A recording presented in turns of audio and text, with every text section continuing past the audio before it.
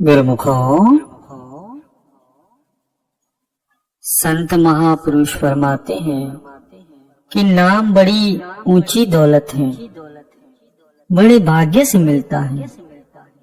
जो भाग्य से मिला है तो इसकी कदर करो, दबा कर कमाई करो। हमारा एक एक श्वास अनमोल है, इसको ऐसे ही न खोवो।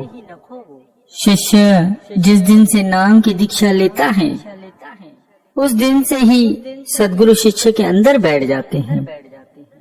ये बात शिष्य नहीं समझता।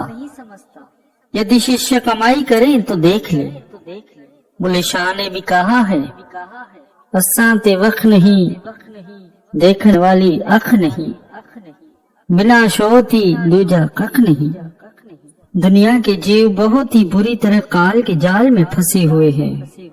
जो कर्म पहले किए हैं उनका नतीजा अब रो पीट कर भोग रहे हैं और उसी तरह बुरे खोटे पाप और कर्म करते जा रहे हैं। भूले हुए हैं कि इनका नतीजा भोगने के लिए फिर इसी 84 के चक्कर में आना पड़ेगा। इसलिए संत महापुरुष हमारी हालत को देखकर तरस खाते हैं, हमारी हालत को देखकर अफसोस करते हैं। संत महापुरुष हमें बताते हैं कि सेवा सिमरन करने के बावजूद भी अगर जीवन में सुख नहीं आया तो क्या कारण है। दूसरों की निंदा, बुराई, ईर्ष्या, द्वेष, गाली गलौज, लालच, ये भी जीवन में अभी भी है। तो कारण क्या है? इसका मतलब जैसे संत महापुरुष कहते हैं कि एक चलना वो है जिसके कारण मंजिल पर पहुंचते हैं और एक चलना कोल्हू के बैल के समान है, जो चलता तो है पर कहीं पहुंचता नहीं है। तो कहीं ऐसा तो नहीं है कि हमारी सेवा सिमरन और सत्संग कोल्हू के बैल की तरह हो रही है, जिसके कारण हमारे जीवन में सुख नहीं है, जीवन में हमारे बदलाव नहीं है। अगर ऐसा ही है तो क्यों है? कारण एक ही है, अभी पूर्णतः समर्पण नहीं हुआ। जीवन में समर्पण की कमी है। संत महापुरुष अपने अनुभव के अनुसार हमें रूहानियत के बारे में समझाते हैं। उनके हर सत्संगों में, उनके हर वचनों में केवल और केवल उस परमपिता परमात्मा की प्राप्ति का रास्ता बतलाते हैं। उस परमपिता परमात्मा को कैसे पाया जा सकता है, उसका मार्ग दर्शाते हैं। संत महापुरुष कहते हैं कि सभी मनुष्य नाम रूपी अनमोल रत्न प्राप्त करने के लिए ही इस संसार में आए हैं, परंतु कोई विरले गुरुमुख ही इस काम में सफल होते हैं। जो नाम प्राप्त नहीं करते उन्हें दोबारा जन्म लेना पड़ता है और माता के गर्भ में 9 महीने तक उल्टे लटक कर घोर प्रायश्चित करना पड़ता है। उस समय आत्मा का ध्यान निरंतर तीसरे दिन में लगा रहता है और यही ध्यान उसकी रक्षा करता है। वह इस नरक से छुटकारा पाने के लिए प्रभु के श्री चरणों में लगातार प्रार्थना करता रहता है कि अब जन्म मिलने पर वह प्रभु को एकदम याद रखेगा। अब जीव का जन्म होता है तो सारे परिवार में प्रसन्नता की लहर दौड़ जाती है। सब उससे प्यार करते हैं, उसे चारों ओर सुंदर दृश्य और नए नए पदार्थ दिखाई देते हैं। इन सबको देखकर वो माता के गर्भ में की गई प्रार्थना और अपने वादे भूल जाता है। इस प्रकार वो परमात्मा को पूरी तरह भूल जाता है। युवा अवस्था में वो धन संपत्ति, विषय वासना का पूरा दास बना रहता है। प्रभु का नाम जो उसे दुखों और बंधनों से मुक्त कराने वाला था, उसकी ओर तो वो ध्यान देता ही नहीं। अब प्रति क्षण माया के पीछे भागता है और थकता है और हमेशा ही दुखी, परेशान और व्याकुल रहता है। इस प्रकार से वो अनमोल जन्म यूं ही गवा देता है। वह न शब्द धुन को पकड़ता है, न ही मन को वश में करता है।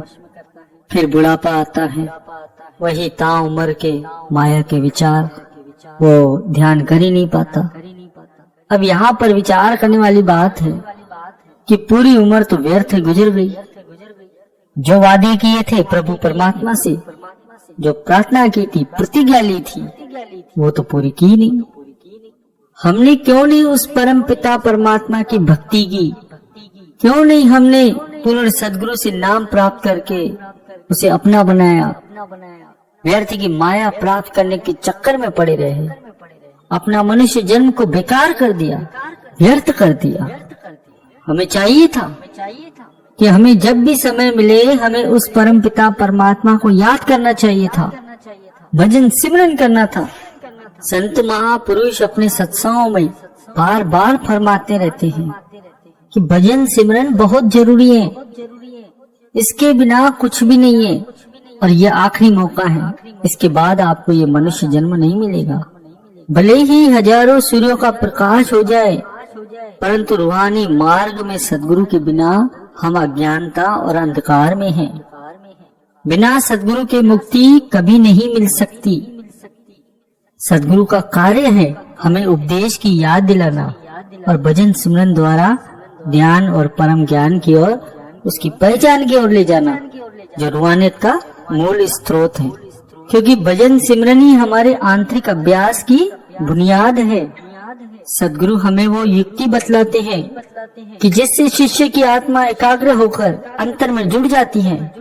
वो हमें सिखाते हैं कि कैसे मन को एकाग्र करके सद्गुरु के स्वरूप पर ध्यान टिकना आना है और कैसे उस परम पिता परमात्मा को पाना है।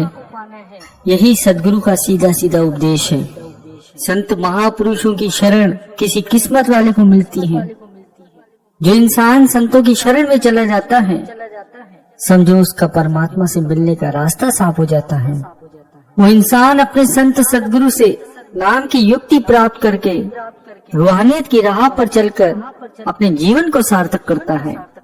संत महापुरुष हमेशा रूहानियत के रास्ते पर चलने की नेक सीख बतलाते हैं। हमें सत्य पर चलना और हक हलाल की कमाई पर गुजारा करने की प्रेरणा देते आते हैं। क्योंकि हक हलाल की कमाई से हमारा मन ज्यादा विचलित नहीं होता, वह सही राह पर रहता है। इसलिए हमें हक हलाल की कमाई पर गुजारा करना चाहिए। हमें अपना व्यवहार बिल्कुल शांत स्वभाव में रखना चाहिए। जितना हम शांत स्वभाव में रहेंगे उतना ही हमारा मन एकाग्र होगा और आसपास में अपना वातावरण भी खुशनुमा रहेगा। हर व्यक्ति के साथ बड़ी नम्रता से पेश आना चाहिए। एक रूहानियत की खास कला है जिसके जरिए हम मन को एकाग्र करने में बड़ी सफलता पाते हैं। और भजन सिमरन हमें समय पर करना चाहिए। उचित समय ब्रह्म मुहूर्त का होता है, क्योंकि उस समय हम बहुत ही तरोताजा महसूस करते हैं और उस समय हमारा मन भी शांत होता है।